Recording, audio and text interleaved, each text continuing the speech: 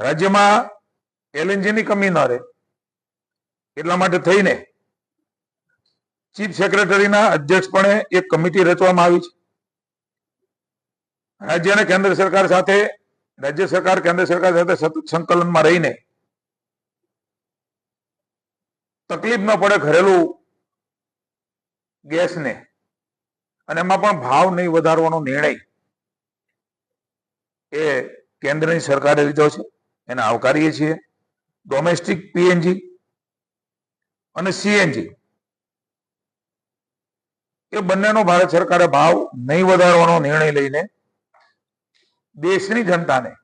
ખૂબ મોટી રાહત આપી છે અને પૂરતા પ્રમાણમાં કટ કર્યા વગર આ જથ્થો ઉપલબ્ધ થાય એના માટેની પણ વ્યવસ્થા એ કરી છે અને રાજ્યની જનતા માટે પણ માનનીય મુખ્યમંત્રીના માર્ગદર્શન નીચે